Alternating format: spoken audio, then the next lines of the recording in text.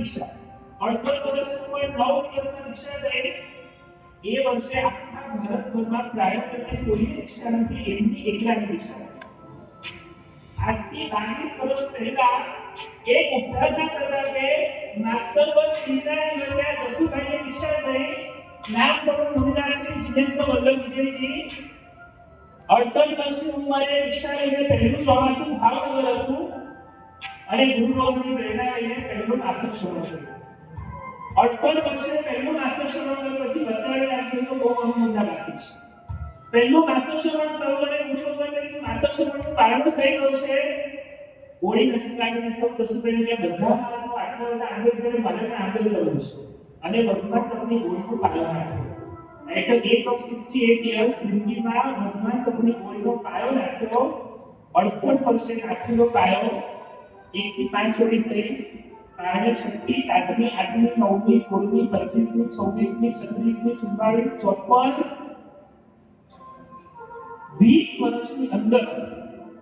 માત્ર 4 વર્ષ વિકાસના કરી અને આજથી 3 વર્ષ પહેલા 84 વર્ષની ઉંમરે ચાલુ આંબેની અંદર સળંગ 33 આંબે કર્યા સળંગ 33 આંબે 70 ઉપર ગયા અને જિલ્લા નંબર 14 નો છઠ કરીને 7 ટકા કરી કારણે આંબે 5 માંથી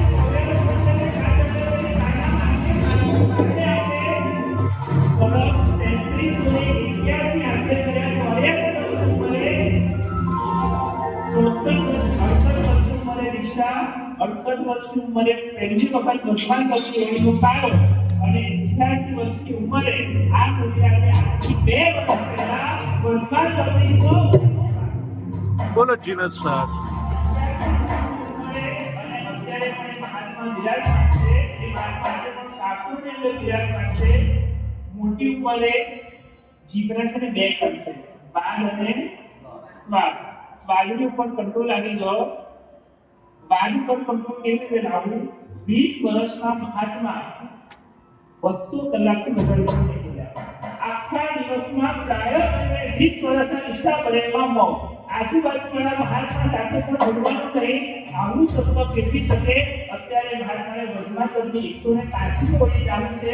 બાયપાસનું ઓપરેશન થઈ જાય દવાખાના મૂકી આવે ડોક્ટરને એમનું વપરાવ પડશે જેવું વપરાવે એવા ડાયરિયા થઈ જાય આંબેડકર બરાબર એકદમ સરસ થઈ જાય 89 વર્ષની ઉંમરે આજે પણ એમને વર્તમાન તકની ઓળીઓ ચાલુ છે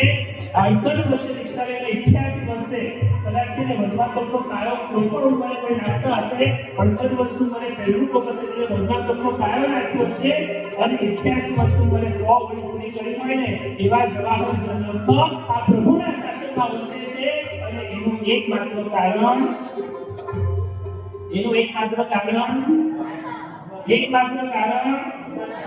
એટલે એમ નહીં છે કે આપણે તો શું કરવાનું યાર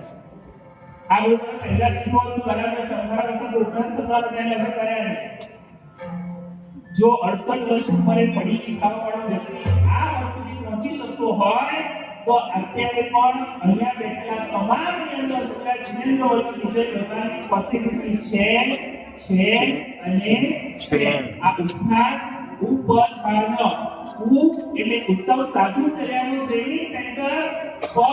એટલે પવિત્ર ઉર્જાનો પાવર હાઉસ ધા એટલે ધાતા આરાધનાનું એન્જિન અને ન એટલે નૌકાનું